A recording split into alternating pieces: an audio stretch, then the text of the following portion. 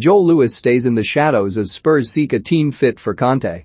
Antonio Conte, the new Tottenham manager, has promised Spurs fans they deserve to have a competitive team with a will to fight and said he would do everything to earn their support.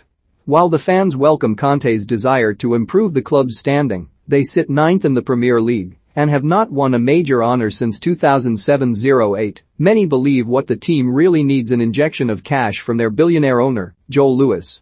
"We're owned by this guy with a huge yacht who lives in the Bahamas, who appears more interested in making money out of us than investing in and supporting quality football," says Jack Haw, a Spurs fan outside the glistening Tottenham Hotspur Stadium that sits on the site of the historic White Hart Lane ground, which was demolished on Lewis's orders.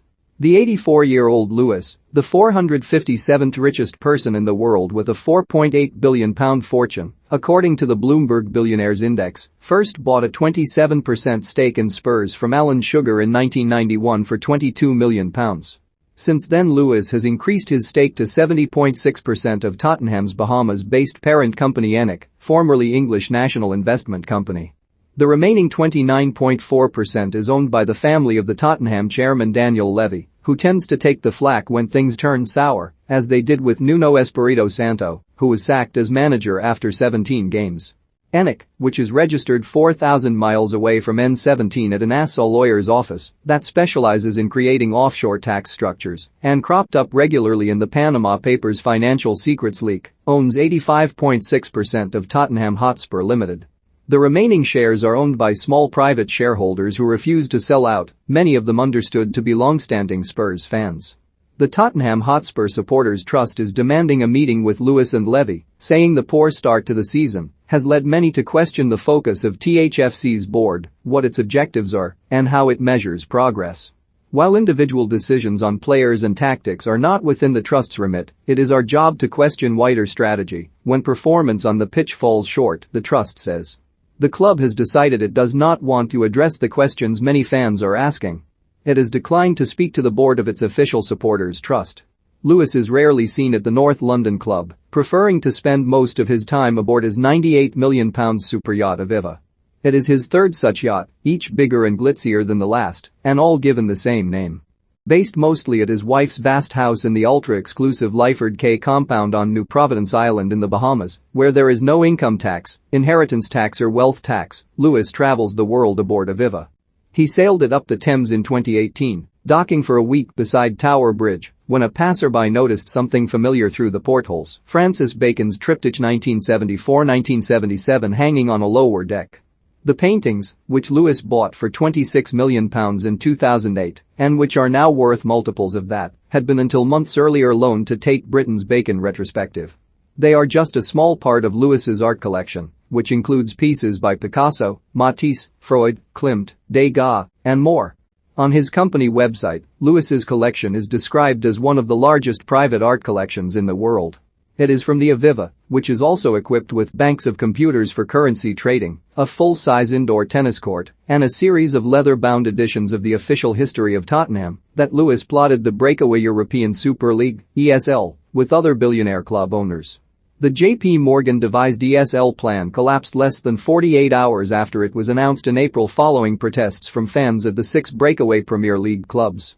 At Tottenham's ground, fans were seen with banners reading "I want my Tottenham back" and "ENIC out, sold a soul you didn't own." Harry Redknapp, a former Spurs manager, sought to reassure fans that Lewis would start spending on players after bringing in the former Chelsea manager Conte. "I can see them spending. I don't think Conte would have come if he hadn't been able to improve the team," Redknapp told TalkSport. "It was probably one of the arrangements for his coming. It's not a poor club." Joe Lewis, people don't realize how rich the Tottenham owner is, he's up there with one of the richest men in the world. They can afford to bring in players and I think they sure will. However, Redknapp, who was Spurs manager between 2008 and 2012, has previously said Lewis was only interested in Tottenham as an investment. Joe doesn't go to watch Tottenham play, and, not to appear disrespectful, he's probably only half interested in watching games, Redknapp said in April, when the ESL was announced. It's a chance to make more money for his investment, and that's what he'll do. Lewis has been driven by money from an early age. Born above the Roman Arms pub in Bow, East London, he left school at 15 to help at his father's catering company Tavistock Banqueting. Starting out as a waiter on £6 a week, Lewis hit upon a plan to attract more passing trade by carrying a concrete bus stop sign up the road to outside one of Tavistock's cafes. Soon he took over from his father and expanded into tourist restaurants with names such as Shakespeare's Tavern, the Beefeater, and the Cockney that offered lowbrow entertainment such as sword swallowers and knights in armor. They led the way to themed restaurant chains, and Lewis invested in his protege Robert Earl's ventures Planet Hollywood and Hard Rock Cafe. Lewis had brushes with the stars of the 1960s at a club he managed, called the Talk of the Town, where Frank Sinatra, Diana Ross and Tom Jones all performed. He sold the family business in 1979 and relocated to the Bahamas, moving into the exclusive Lyford Cay, where neighbors included the late Sean Connery, who shot scenes for Thunderball on the beach there, and Count and Countess de Ravenel of France. As well as improving on his golf swing and tennis backhand, Lewis set himself up as a currency trader. Famously, he is said to have made more than £1 billion betting against the pound on Black Wednesday in 1992. He hit the jackpot again 3 years later betting against a Mexican peso. Not all his financial bets have worked out so well, though. In 2008 he lost £1 billion buying up shares in the US bank Bear Stearns as it teetered on the brink of collapse at the start of the financial crisis. Just days later it collapsed.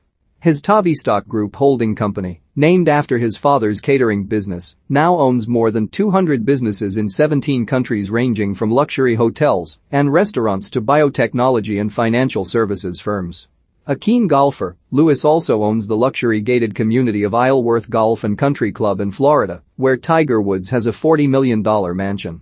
Lewis once paid £1.4 million at a charity auction for the privilege of a round with Woods, and the pair became friends, with Woods once telling an interviewer he tended to run business ventures past Lewis. Lewis does not do media.